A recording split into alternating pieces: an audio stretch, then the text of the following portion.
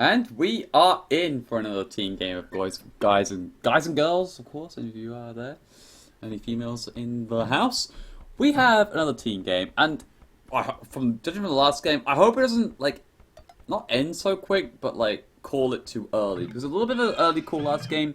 But hopefully this game won't be so bad because we've got a couple of change arounds, a couple of players here and there. New instructions, but we will introduce the players, of course, as we go along in the team game. We're going to start on the flank, of course, and it's going to be in the grey, Mr. Archcoven. Blimey, that's a lot of songs there, John T. Kelly. Bloody hell, mate. Don't know why I tried an Aussie accent, but whatever. In the grey, Archcoven playing as the Koreans on the flank. Now, Koreans flank, honestly, recently I've been watching quite a few Korean games on the flank from people like MBL, and it has been pretty wacky. I've been seeing plays that I was like, what is this? But they have worked really well. MBL tried this tower sort of feudal age in his own base after failing, going for whatever. I can't remember exactly what was in the feudal age. But anyway, ended up doing those towers, got to castle age, did war wagons, and got really aggressive, dropping a forward castle. And it worked really well. But anyway, Korean's flank, played by a Korean player, Archcoven. So, looking forward to see how he matches up. In the pocket position, we're going to have Vic Vinchester here. This time on the flank, playing as pocket Celts. Now, this is an interesting concept, which I'll be explaining a little bit in my head about how I break it down. But to wrap up the rest of the team, in the teal colour, we're going to have Woody, one who played a pretty solid game last game, generally until the. He played fairly solid, but I did put a couple of question marks on what he was doing. I'm not a great player at all by any means, but I did think there was a couple of odd plays and decision making. So hopefully, him playing as Aztec's pocket might bring up a little bit different. Maybe we could be seeing a forward. Maybe we could just see a standard boom. We'll see how it plans out. But anyway, his flank is going to be Squeak, playing as Huns on the flank. Not like the most ideal lineup. Normally want the Huns pocket and the Aztec on the flank. But nonetheless, Huns pocket is still strong on the flank, of course. Anyway, he'll be matching up against Kopschmerz, who played a pretty solid game last game, in fact, as the mains. He'll be playing as Celt's flank. Of course, mirrored Sid is going to be, but not on mirrored positions as he brings that first bore in. Celt's flank is strong. Strong as bull, some would say. And of course, we'll talk about that a little bit later. In the pocket position, we've got Gary playing as the Huns. Something about lag for Vinchester. Did you lose a bill? Did you lose a bill? I don't know. I don't think he did. I think he just killed that sheep. Yeah, he just killed that sheep. Anyway, so we got Woody in the pocket. Gary. Sorry. In the pocket is Huns. Huns pocket, solid. Beautiful. Nothing more to explain there. We've also got Aztec's pocket. On both teams is going to be. This one will be played by Red Bull, though. And last but not least, we're going to have Koreans being played by Unexpected. So we've got Korean versus Korean matchup. Awesome. So he's going to go out and bring his boar in.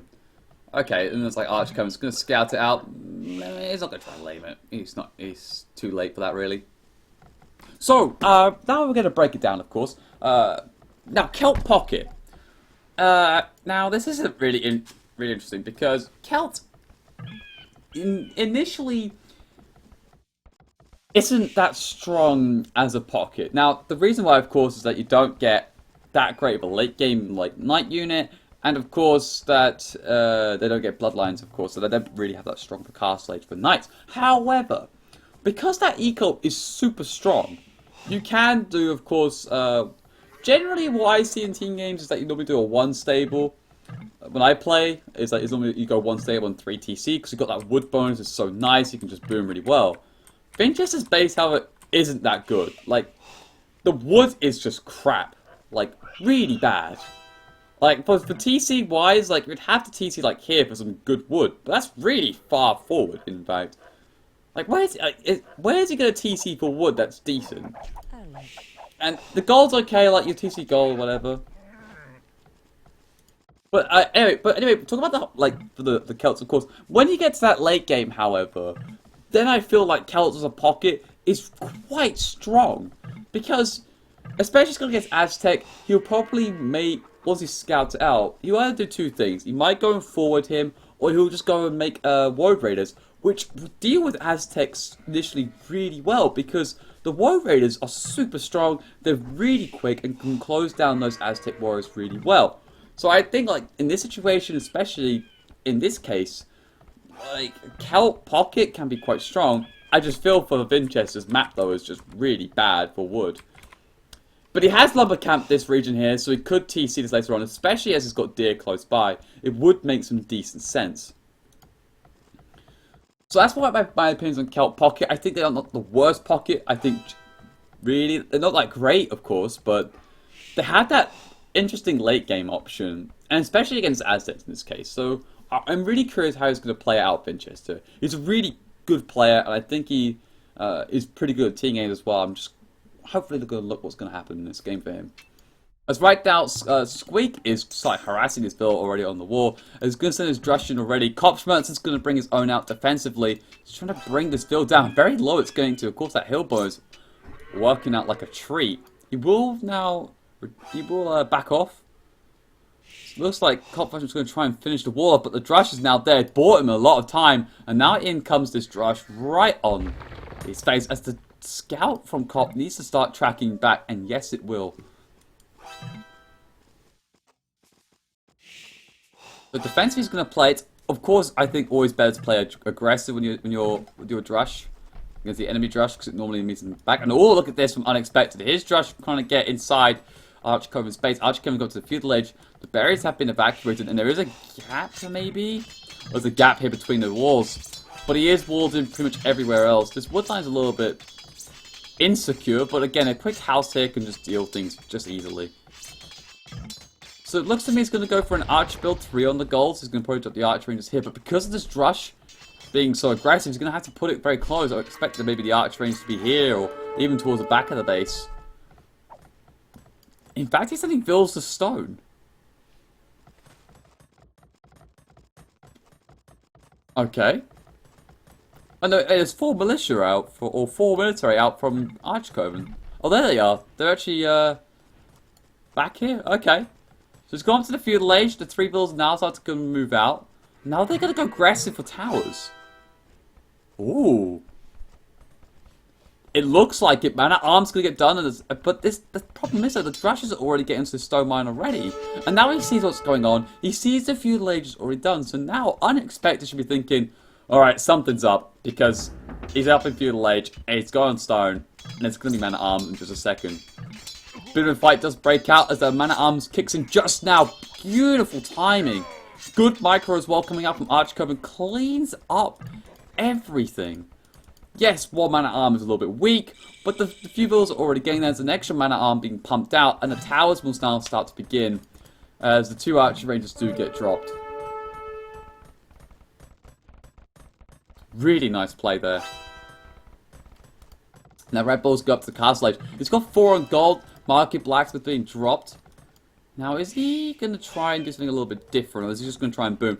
What he'd normally do when he got a map like this, I think from Red Bull's a little bit open, he'll probably look to go and do standard boom, but get some monasteries out to try and get some monks from the night raiding. As the man-at-arm, oh, it's going to deny that archer range at like 99%. Just finish the building, man. You can finish it really easily. Just put some bills on it. But he's so scared about these man-at-arms. The scout from him drops. Another tower gets dropped down. That's a really good first tower, by the way, because if he went too ballsy with the first one being like here, so they could have got denied very easily. Now the builds get sent forward to try and build the arch range, but too late, sir, because the 3 full man-at-arms drop the arch range. Oh, okay, gets it up, but might lose a bill in return. One bill does drop, second one looking pretty low, and the archer's also getting picked off. Now it's okay, they got 2 rangers up, bud, but you're... Okay. He's actually a lot of trouble here. This works really well because, of course, you got Aztec Pocket in this situation. And what could he do? He's going to have to go, like, he really wants to help his teammate out. Most likely go Monk Siege, which really isn't ideal, I don't think, in this case. So down and dirty, Archcoven's playing. Arch range coming out from Kopschmerz. And the beauty of this as well is that if Red Bull reacts to this by going like Monk Siege or whatever, then he'll slow him down. The Celt will try and boom up, but he's going to go for the one stable approach. I like this from Winchester, especially with Archcoven going so aggressive. I think it's actually a really good idea. Now another tower will get dropped, probably just to hit the farmland, probably like around about here-ish. Here. Yeah, there you go, there we go. There's that tower. Really good play coming up from Archcoven. Counter tower will be put down in response. I was waiting to see when he would drop that counter tower, and it is going to be now.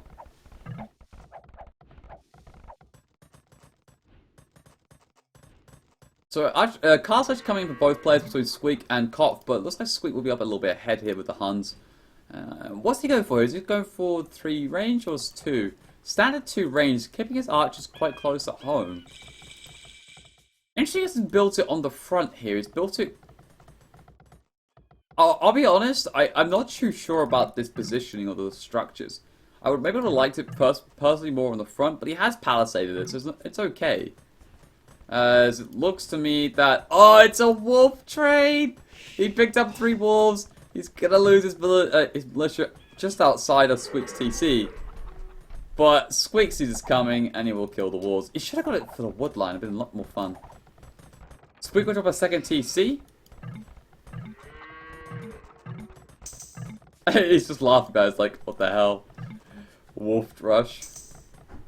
So you can see here right now from Red Bull, he's gone 3 TC.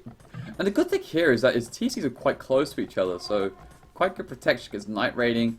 I don't think he'll be contested that much, unless Vigester goes very aggressive. Now with this, Unexpected does drop a market in his position. It's a market again, just blocking it off. The tower here gets denied. And now Archcoven will respond by walling in his towers close to his goal as well, so kind of like a nice little laming situation. I think it's not Unexpected. It's got a little bit of gold to the left, so it's okay.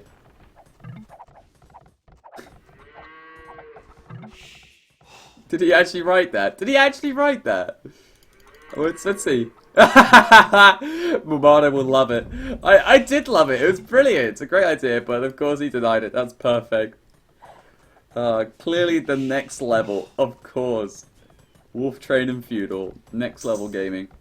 So Vinchester's got a couple of knights out already with a wolf in tail. Like, what is this with wolves these days? Just following knights, everything. But look at this from Unexpected. He's got inside the Archcoven's base with a few archers. Going to kill 1 Vil, and a quick tower gets put up. It doesn't get up in decent time, but he may lose a couple of Vils. Looks like 2 Vils will go down. A 3rd is also on the cards here.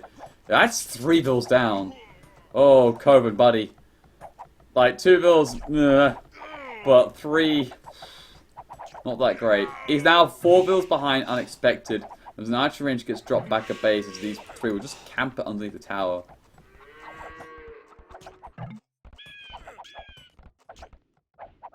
I mean, it's actually been a decent response from Unexpected. He hasn't really panicked awfully too much. His archer ranges are both built up still. And he has gold at the back. He looks like he's mining ones even further back, even a much safer location. So it's good. So that's pretty good. That's really good, though. I think he's fine. I think it's like, well, okay, you rushed me, but I'm already up to Castle Edge a little bit ahead of you. And I haven't really lost an awful too much, whilst you've lost a few Vils here. So not great for you.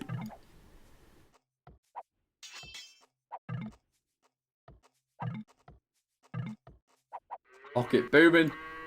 Ask Kopf. And that's the case. Moody is, yeah, of course, Aztecs himself. He's booming. Fully walled up. He doesn't give a crap right now. But neither really does for Red Bull. Like, he's on 61 Vils. Woody's on 54, so a little bit behind. But I expect that with the walls that he has done, though. You can see plenty of cav from Squeak, but he's kind of getting picked off here. Good micro coming out from Kopfschmerzen. Wow. What a great engagement. And this is a little bit of the fragility we see here from the Huns on the flank. No stable, which means they can't get the bloodlines as of yet. And he's got no archer upgrade, like armor upgrade. So the crossbows here, of course, will just close them down. Like, he may have a little bit more HP, but... and a little bit more damage, but the range is significant. Like, that 1 extra range. And I feel like it's a lot easier to micro with crossbows in this occasion, because they all fire at the same rate. And the, like, what's it called? Like, the action behind it as well is a little bit cleaner. But the thing is, though, Squeak's on 3 TCs. He should be relatively okay from the radius. Oh, his goal is always cross. Oh, Squeak. You can't fight into that like that. Oh, it's just... Oh, that's not good. So he's kind of struggling at this point. But it's not all the end of the world. He's on 52 vills to 45 from Cop, so he's still ahead, despite all the harassment. I think he needs to get a Siege Workshop, honestly. But he's going to drop another archery range closest TC. Might get denied by these 2 knights, though. Oh, yep. Could have gone for the kill, but it's okay. But we're going to look at this knight now. Imperial upgrades coming from both the Aztec pockets. As Corbin hits the Castle Age, he is... Oh, yeah, what else can he do? In this occasion, he actually could have gone knights.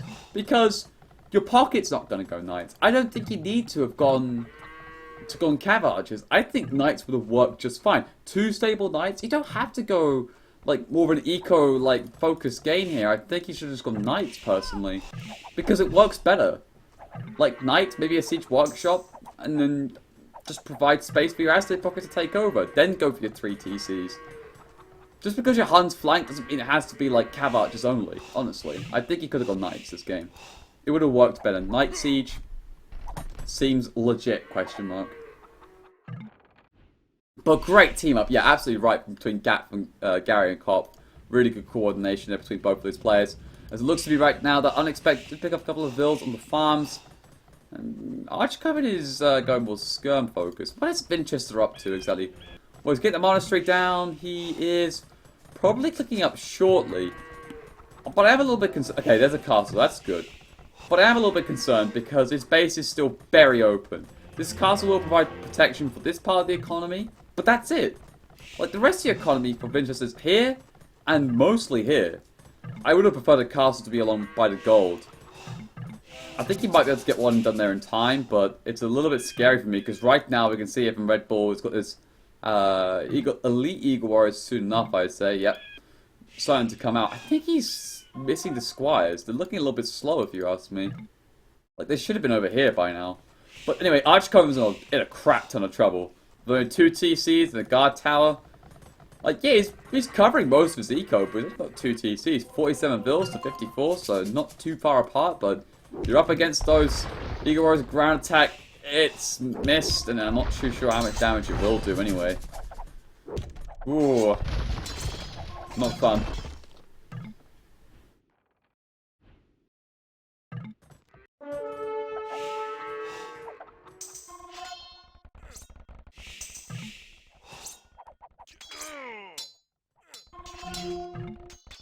Alright, so what's going on over here? So Eagle's trying to grade a bit more. This is what I was talking about from Winchester. Gonna go for the Warrior Raiders. Got a second castle coming up in a great location, by the way, I'd like to add. And now he's going to start pumping up as he's going to be going to Imperial. I really like this build. I think it works, especially against Aztec. Just go Warrior Raiders. Just don't really make many knights, as long as your flank's okay. And just go Warrior Raiders late game. And it's such a good response. He does need to be a little bit patient, however, because there will be a little bit of deficit as we talk about this right now, because Aztec has to go up a little bit faster, and he only needs Raxes rather than castles. But for now, I really like the Warrior Raider build. As we see right now, what is Woody up to? Okay, he's got a lot of Eagle Warriors himself, +2 armor. Okay, he's gonna get Squires now, which is good. But he does need to get the armor upgrades. He's missing the +4 armor, and he's missing, of course, those attack upgrades. But of course, you will prioritize armor first. But his economy looks pretty solid. I think he's housed, though. Nope, he's fine. Oh, wow, look at Archcoven, 44 pop in comparison to 74 from his flank. This forward aggression hasn't worked quite well. In fact, battery rams will take care of these towers. These are back goals for days. Another TC on the other goal as well. Yeah, Unexpected in a great position right now, with all the pressure coming on the doorstep here of Archcoven. He just needs to... Oh, he's even got some scorpions out from Arch. Oh, but look at this. Unexpected to drop the castle right on those second and third golds from Arch... Oh. Oh, okay. That's a really nice play. I like that. Now with, of course, Vintage being the Imperial Edge, he's going to chainmail armor. Where are those Eagle Warriors? He's being a little bit... well, Gary got to Imperial. Oh. Oh, boy. Gary is playing so good, honestly. He's already up Imperial and he's got Cavaliers done. He can deal with the Eagle Warriors very easily. In fact, though, he's already inside Squeak's base, and he's with the Cavaliers doing such good damage. They're in a really good position here. The Cavalry Archers will do absolute jack to these Cavalier. Like, look at this. Like, nothing. He's on half HP with just one Cavalier. And he's doing so much good damage right now. And the Eagle Warriors can't really contest this so easily because they're lacking the attack upgrades, let alone everything else. So he's going to try and put some raiding, of course, into Gary's base, try and slow him down. The Eagle Warriors, I think they're a bit late. They're late, these Eagle Warriors. They should have been in there about a good 2 minutes ago. But they're not, and they're going to get a little bit punished. Of course, he's going to kill some good vills, but Gary's still in a decent position. He's got Cavaliers to clean it up, and his economy's looking better. And Squeak and Archcoven are in a terrible rut. 68 and 53 to 102 and 99. Cavalry Archers will try and clean as best they can and defend as best they can. And wow, okay, the crossbows will go down there now, but I'm okay now. Thank you, but you're not okay, buddy, because you're on 48 bills, the same as Archcoven, who's being punished here by the Aztecs from Red Bull. He got his third TC up finally, but a little bit late if you ask me. This really comes down to the pockets of Winchester and Woody, as Woody needs to get, sorry, not Woody, Winchester needs to get some Trebs out soon enough anyway. He's going to go to the extra goals, but he needs to get trebuchets out. It's got to knock down this castle. Because now look at this, Red Bull's is building barracks very far forward, and I like it again once more. Laming the gold. This is really nice here because he's taken the gold from Archcoven, but he walled this section up just in case he lost the castle or lost the ground. They'll have to break this wall down before they can get to access it, and he's already mining the other one. So that's a really smart play. Because if he wants it later on, he can just delete the walls. I really like that. That's actually really smart. Oh, but look at this here from Woody, massing up a huge ton of Eagle Warriors. But again, it's like, how effective is this going to be? I mean, Gary's still 104 bills, which is fine.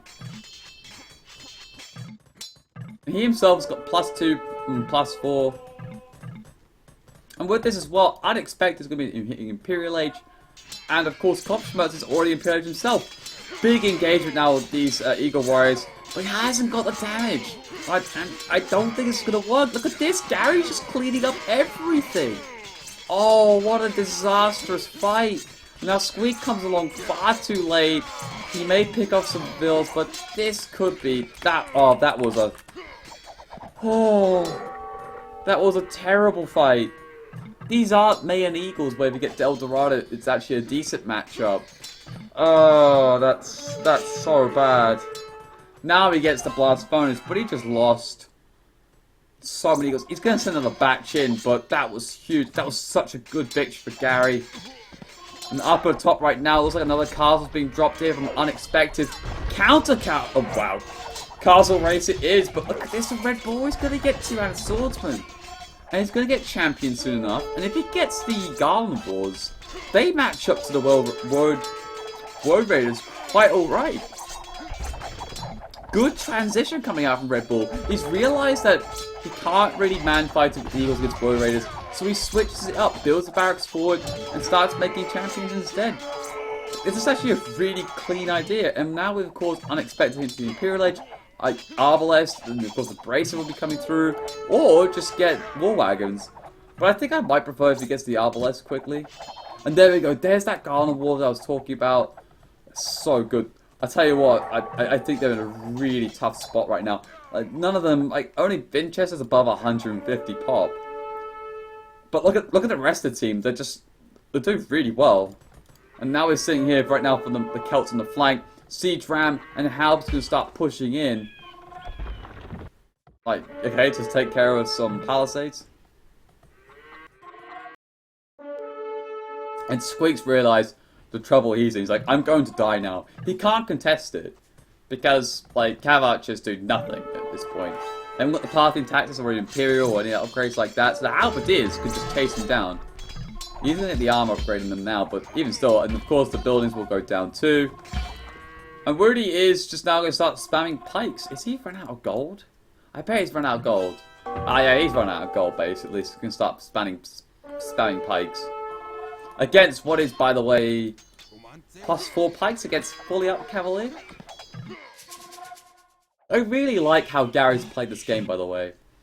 I know I'm probably like being a little bit biased slightly, but I think he's played this superbly. He got up to Imperial at a good time. He didn't bother trying to rush the Paladins. He just needs to get the Cavaliers, because he knew that that's how you're gonna fully up Cavaliers deal with this so well.